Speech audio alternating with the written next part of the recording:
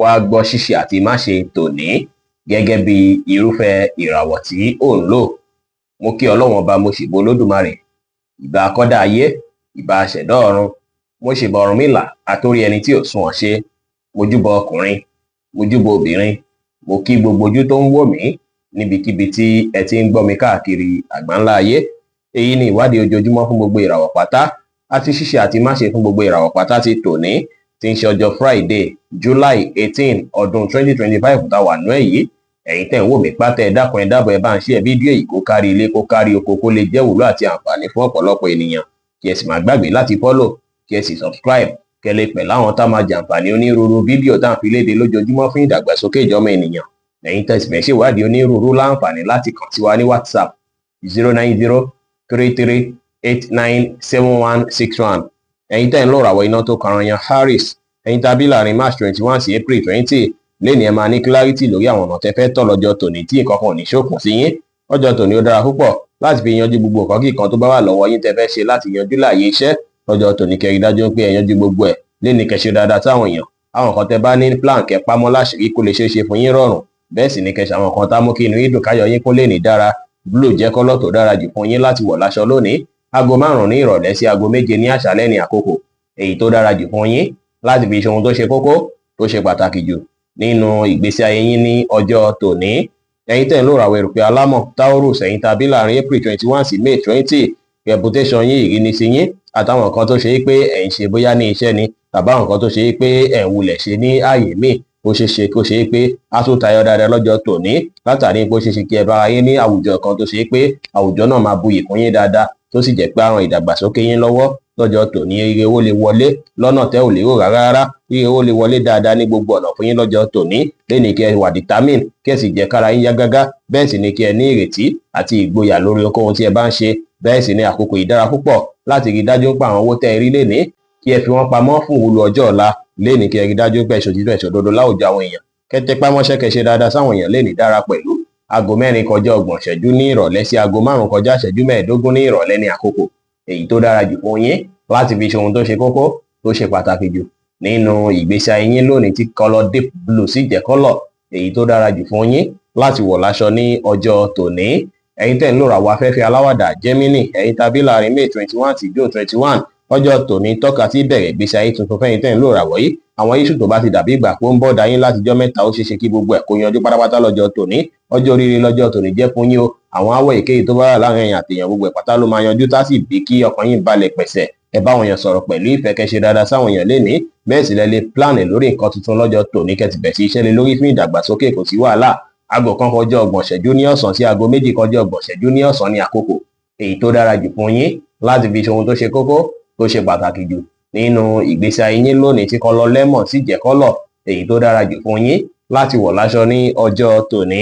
Ẹ̀yin tẹ́ ń lò ràwọ̀ omi agbára Cancer, ẹ̀yin tàbí láàrin June 22 sí July 22, ó ṣeé ṣe lọ́jọ́ tòní kí ọ̀pọ̀ yín kí ẹ wà ní ibi ìgbafẹ́ kan tàbí kí ẹ jáde pẹ̀lú àwọn tó jẹ́ olólùfẹ́ yín tàbí kí ẹ kẹ́kọ̀ọ́ wà pẹ̀lú àwọn olólùfẹ́ yín kí ẹ jọ máa gbafẹ́, kí ẹ jọ máa enjoy lọ́jọ́ tòní. Ìjáde ìta gbangba wà fọ́pọ̀ yín lọ́jọ́ tòní látàrí pé ọjọ́ ìdùnnú ọjọ́ ayọ̀ lọ́jọ́ tòní jẹ́ fún yín. Ẹ enjoy ara yín dáadáa, ṣùgbọ́n kẹ́ má tàṣe jù bọ ohunkóhun, kí ẹ sì fọgbọ́n àtòyé tọ́lọ́ fún yín ṣe ohunkóhun pẹ̀lú. Red jẹ́ kọ́lọ̀ tó dára jù fún yín láti wọ̀ láṣọ lónìí. Aago 9 láàárọ̀ sí aago 9 láàárọ̀ ní àkókò èyí tó dára jù fún yín láti fi ṣe ohun tó ṣe kókó tó ṣe pàtàkì jù nínú ìgbésí ayé yín ní ọjọ́ tòní. Ẹ̀yin tẹ́ ń lò ràwọ̀ iná tó gbóná rere Leo, ẹ̀yin tàbí láàrin July 23 sí August 22, àwọn tó súnmọ́ yín wọ́n á gbóríyìn fún yín dáadáa lọ́jọ́ tòní. Àwọn tó sì jẹ́ colleague tẹ́jọ́ ń ṣiṣẹ́ náà, àwọn náà gbóríyìn fún yín púpọ̀. Bẹ́ẹ̀ sì ọjọ́ tòní ó ṣeé ṣe kí èèyàn kan tọ̀ yín wá tàbí káwọn mìíràn tọ̀ yín wá láti rí dájú pé ẹ tọ́ wọn sọ́nà lórí nǹkan kan tó ń bọ̀dà wọn lénìí, kẹ́ rí dájú pé disappoint wọn, kẹ́ rí dájú pé ẹ lo ẹ̀bùn àtọpọlọ pípé tọ́lọ́run fún yín láti fún wọn lámọ̀ràn tó máa ràn wọ́n lọ́wọ́. Bẹ́ẹ̀ sì ni kẹ́ lo ẹ̀bùn àtọpọlọ pípé náà lórí ohunkóhun tí ẹ bá ń ṣe lọ́jọ́ tòní kó lè dára. Ẹ ṣe dáadáa sáwọn èèyàn lénìí, kí ẹ sì ní ìgbàgbọ́ ní kíkún nínú ara yín. White jẹ́ kọ́lọ̀ tó dára jù fún yín láti wọ̀ láṣọ lónìí. Aago 1 ní ọ̀sán sí aago 2 ní ọ̀sán ní àkókò èyí tó dára jù fún yín láti fi ṣe ohun tó ṣe kókó tó ṣe pàtàkì jù nínú ìgbésí ayé yín ní ọjọ́ tòní. Ẹ̀yin tẹ́ ń lò ràwọ̀ erùpẹ̀ funfun Virgo, ẹ̀yin tàbí láàrin August 23 sí September 23, ìrètí àti ìgboyà máa wà fún yín púpọ̀ lọ́jọ́ tòní. Ẹ máa rí ṣe dáadáa láàyè iṣẹ́, kódà ọwọ́ ọ̀rọ̀ lẹ́yìn ó ṣeéṣe kí ẹ lò pẹ̀lú àwọn tó ṣe é pé wọ́n jẹ́ olólùfẹ́ yín kí yẹn sì máa bí kí ìbáṣepọ̀ yín kó dùn kó dán mọ́rán lẹ́ni kí ẹ bá àwọn èèyàn sọ̀rọ̀ pẹ̀lú ìfẹ́ ẹ bá wọn ṣe pẹ̀lú àwàdà àti ẹ̀rín kẹ́ sì ṣe gbogbo nǹkan tá mú kí inú yín dùn káyọ̀ yín kún pátá. Lavender jẹ́ kọ́lọ̀ tó dára jù fún yín láti wọ̀ láṣọ lónìí. Aago 2 kọjá 30 ìṣẹ́jú ní ọ̀sán sí aago 3 kọjá 30 ìṣẹ́jú ní ọ̀sán ní àkókò èyí tó dára jù fún yín láti fi ṣe ohun tó ṣe kókó tó ṣe pàtàkì jù nínú ìgbésí ayé yín ní ọjọ́ tòní. Ẹ̀yin tẹ́ ń lò ràwọ̀ afẹ́fẹ́ má rí mi fín Libra ẹ̀yin tàbí láàrin September 24 sí October 23 lẹ́ni kí ẹ rí dájú pé ẹ wòye sí àwọn ọ̀rọ̀ tó ń sọ sí yín lọ́kàn kí ẹ wòye sí àwọn nǹkan tó ń sọ sí yín lọ́kàn dáadáa kí ẹ sì rí dájú pé ẹ mú wọn lò.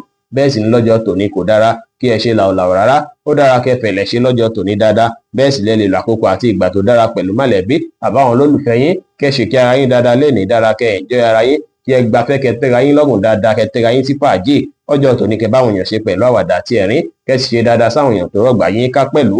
Brown jẹ́ kọ́lọ̀ tó dára jù fún yín láti wọ̀ láṣọ lónìí. Aago 4 kọjá 30 ìṣẹ́jú ní ìrọ̀lẹ́ sí aago 6 ní ìrọ̀lẹ́ ní àkókò èyí tó dára jù fún yín láti fi ṣe ohun tó ṣe kókó tó ṣe pàtàkì jù nínú ìgbésí ayé yín ní ọjọ́ tòní. Ẹ̀yin tẹ́ ń lò ràwọ̀ omi tútù Scorpio ẹ̀yin tàbí láàrin October 24 sí November 22 ọjọ́ iṣẹ́ lọ́jọ́ tòní jẹ́ fún yín o. Ó ṣeé ṣe kí ẹ gbọ́ròyìn ayọ̀ èyí tó ṣe é kó máa mú kí inú yín dùn káyọ̀ yín kún tó sì ṣeé ṣe kó ṣe é pé àwọn nǹkan tí ó wà lọ́rùn yín pọpọpọ látijọ́ mẹ́ta kí gbogbo ẹ̀ kó clear kí nǹkan náà kí ó kúrò lọ́rùn yín díẹ̀ lọ́jọ́ tòní. Gbogbo nǹkan kí nǹkan tẹ́ bá wá dáwọ́lé òun lẹ máa ṣe láṣeyọrí ẹ wá rẹra yín lẹ̀ ẹ ṣe dáadáa sáwọn èèyàn kí ẹ sì tẹpá mọ́ṣẹ́ lè ní dára. Blue jẹ́ kọ́lọ̀ tó dára jù fún yín láti wọ̀ láṣọ lónìí. Aago 1 kọjá 30 ìṣẹ́jú ní ọ̀sán sí aago 3 kù ìṣẹ́jú 15 ní ọ̀sán ní àkókò èyí tó dára jù fún yín láti fi ṣe ohun tó ṣe kókó tó ṣe pàtàkì jù nínú ìgbésí ayé yín ní ọjọ́ tòní. Ẹ̀yin tẹ́ ń lò ràwọ̀ inú àtùpà Sagittarius ẹ̀yin tàbí láàrin November 23 sí December 22 ọjọ́ oríire gbà lọ́jọ́ tòní jẹ́ fún yín ẹ máa wà motivated àwọn nǹkan tí ẹ̀ ń fẹ́ ó ṣeé ṣe kó tó yín lọ́wọ́ gbogbo nǹkan tẹ́ bá dáwọ́lé lọ́jọ́ tòní gbogbo ẹ̀ máa já sí bí ẹ ṣe ń fẹ́. Bẹ́ẹ̀ sì lẹ́yìn tẹ́ máa ń ta tẹ́tẹ́ ó ṣeé ṣe kí tẹ́tẹ́ yín jẹ́ lọ́jọ́ tòní kẹ́ win ní lọ́tírì lọ́jọ́ tòní wá dára kẹ́ tẹpá mọ́ṣẹ́ kẹ́ ra yín lẹ̀ kẹ́ ṣe dáadáa sáwọn èèyàn kẹ́ sì rí dájú pé ṣe nǹkan yín létòlétò léni pẹ̀lú.